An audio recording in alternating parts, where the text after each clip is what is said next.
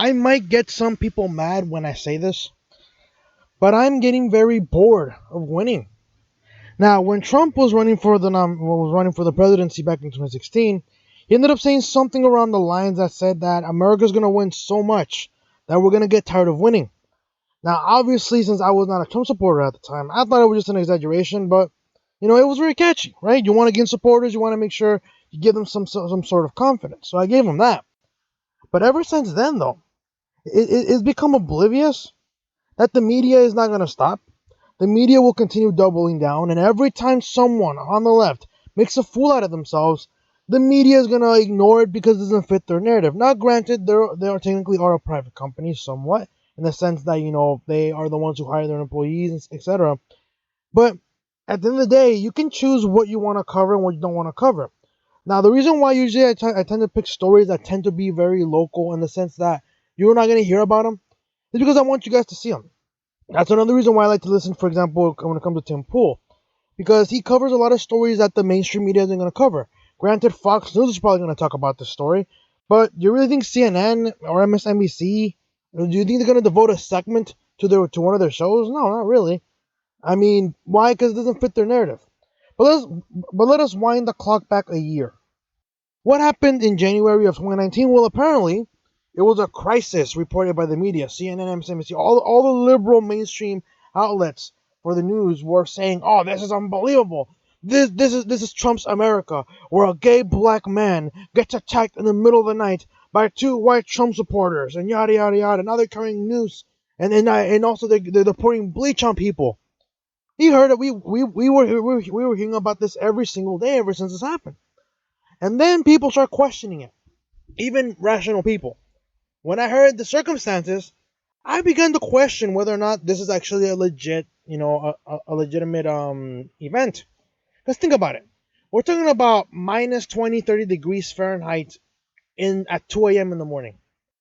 How many subways do you know that are 24 hours? I mean, I know one that's 24 hours, and that's literally like a 10-mile drive. Talking about a good 20 minutes. So why would I bother, right? Why would I bother making the drive? Not to mention, it's in Chicago. Last time I checked, isn't Chicago a very left-leaning liberal city? Not to mention, it is known for its, very woke policies when it comes to, let's say, anti-white type of stuff. So it's very liberal. Not to mention, it's very, it tends to be very aggressive and very hostile towards Trump supporters. Trust me, like I would never walk with a MAGA hat in Chicago because, first of all, I don't want to get shot. We all know that Chicago is very good with their crime rates right now. I mean, apparently Chicago is a gun-free zone and they have a lot of crime. So I would never want to walk down Chicago, let alone with a MAGA hat. I would never walk down Chicago, right? Especially in the middle of the night. And then for some reason, two white men, coincidentally who are Trump supporters, walking around carrying a noose and bleach, who happen to say they were racist. That's what Jussie Smollett said. They were racist, homophobic Trump supporters. And yet for some reason, people expected to believe that two white racist men that don't even exist would spend their time looking for Jussie Smollett because apparently they know who he is, because apparently racists like to watch the show Empire. A show that's predominantly black cast. So that makes sense. Anyways, enough, enough with the recap. I'm pretty sure a lot of you guys heard about it, but the media was flocking towards the story like locusts, right? And then when it turns out that the probability, then as the possibility came that this guy probably made it up, which a lot of people do believe he did make it up. Guess what happened? The media went silent. Shocking, isn't it? But this is the very few times when you start seeing that the media itself is its own enemy. Instead of looking up the facts, instead of pushing on their opinions, all they do is simply all they do is simply end up telling us what they think. Here's a good example of how the media would have probably gotten a pass had they reported it a different way. For example, when it comes to the media, what did take place was that Jussie Smollett, a black gay actor, attacked by homophobic white Trump supporters. This is Trump's America. That clearly shows your bias. However, if the title was simply was Empire actor allegedly assaulted or attacked by by white you know by white individuals, right? By white individuals in Chicago. Then at some point, sure, you obviously there's some bias there, but you're not targeting a specific base. You're not targeting Trump supporters because even though it is right now, white people are not all Republican, just like Hispanics are not all liberals. I'm a centrist. I'm a centrist center right. My mom is more liberal. My dad's a little bit more conservative. But simply by just saying two white individuals, at least people will know. Okay, these are the people we need to look for because these guys allegedly attacked an actor, right? But that's not the case. They went into full detail. Trump supporters, MAGA hats, MAGA country. But again, if the media actually had some sort of honor, which they don't, they would have said, you know what, we jumped the gun and we shouldn't have done that. And that's why a lot of people do not like the media. If someone, for example, were to tell you something, right? Let's say your friend walks up to you and tells you something. Obviously, they jump the gun. Obviously, they over exaggerate the details. And then the next day, you find out that it wasn't the case. It didn't really take place in the way your friend described it. And then you go up to your friend and you tell him, hey, you know that story that you told me yesterday? Well, I realized that you kind of exaggerate some of the details, man. You know, why would you do that?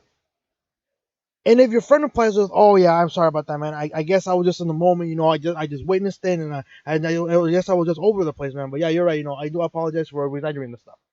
You would probably have a little respect for your friend. At least they're being honest with you. Like, hey, you know what? At least they recognize their mistake. But if you call out your friend for their exaggerated details, and they say, "What do you mean? No, it's true. It's definitely true," or they were to say, "What are you talking about? I never talked to you about this. When was this? Yesterday? I remember telling you that." You'll probably use respect for your friend. Same thing with the media. The moment that the media went silent when they found out that Jussie Smollett lied about these things, at least allegedly lied, because again, it's innocent until proven guilty. But pretty sure a lot of people probably know that this guy probably did it. Like, there's a high chance, right? But the fact that the media went silent, refused to acknowledge the possibility that this guy probably staged the hate crime that he was allegedly that was allegedly committed to him, kind of shows you that the media doesn't really care about the everyday folks. They say they do, but do you really think they do? I don't think they do. So a little bit of the article. CBS News again clearly doesn't want to, clearly doesn't want to let this stuff go. They clearly want to come out in defense of Smollett. So let's read a little bit. Actor Jussie Smollett is facing new charges related to allegations he staged a hoax hate crime last year. A special Cook County grand jury in Chicago indicted the Empire actor on 6 counts of disorderly conduct for allegedly lying to police about the January 2019 attack, according to the indictment. The new charges will come after a 6-month investigation by a special prosecutor. Smollett was a black guy, who was black and gay, said he was assaulted by 2 men who yelled racist and anti-gay slurs on a Chicago street. But police have said Smollett paid 2 brothers in an elaborate attempt to stage an attack hoax. The police said he was unhappy with his salary on the hit show and wanted to garner publicity. The Cook County State's Attorney Office initially charged Smollett last February on 16 counts related to lying to police, but the charges were dropped the following month after Smollett agreed to forfeit his $10,000 bail and perform 16 hours of community service, CBS Chicago reported. Smollett did not admit guilt, and has insisted he has been truthful.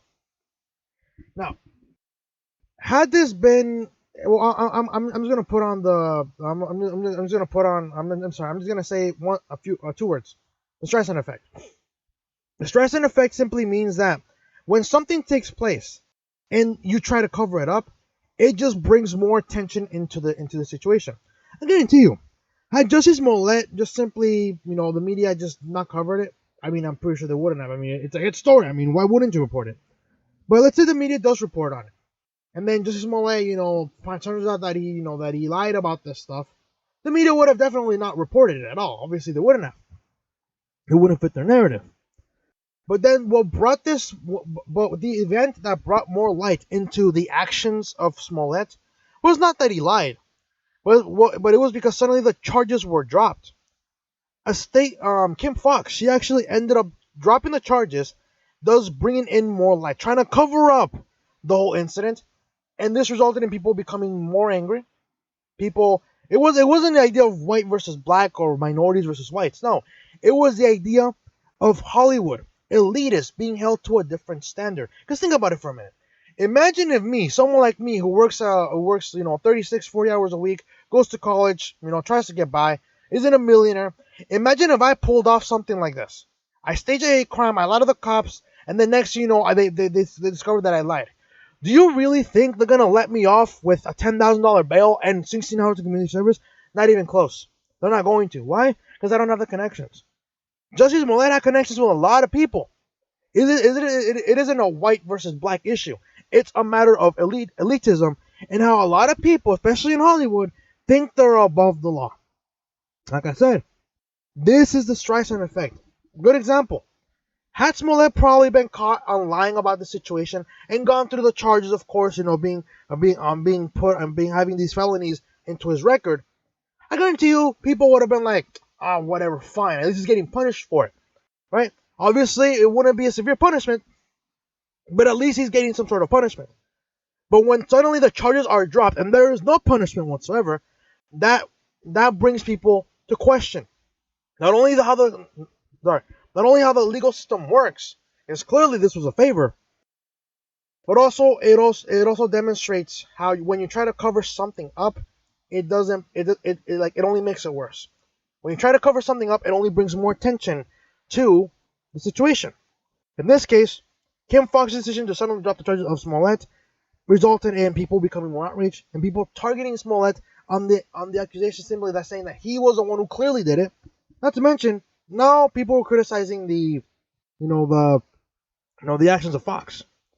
However, CBS at the same time, they're blaming this, especially I think also Smollett's lawyer even talked about this too.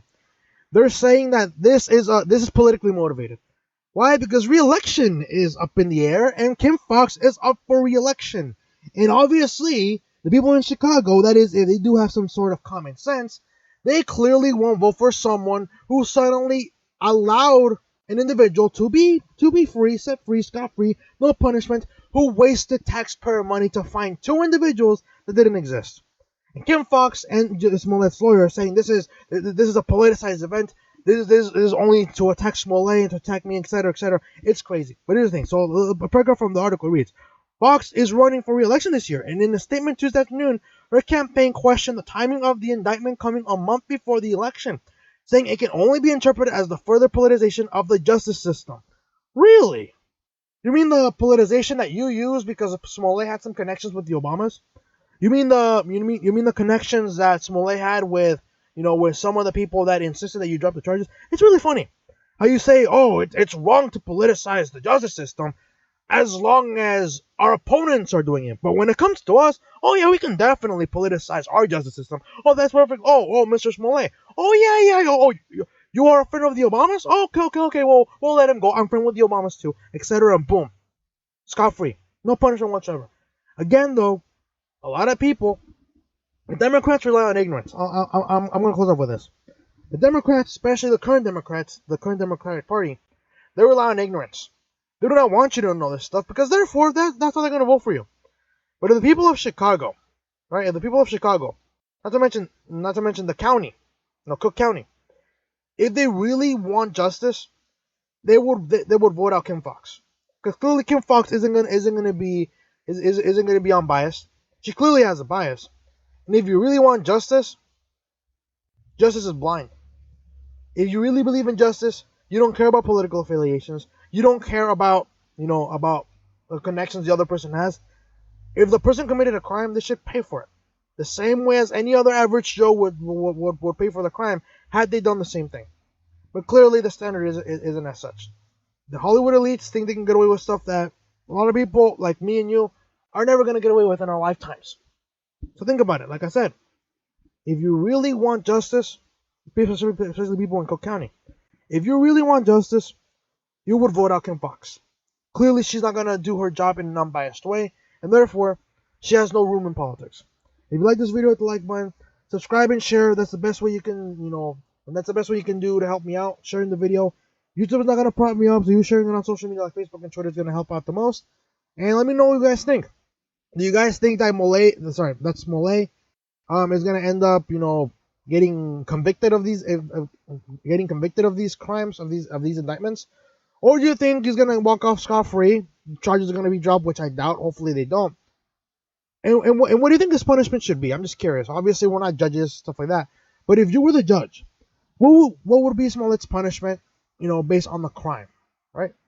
Let me know what you guys think in the comment section below, and I'll see you guys next time.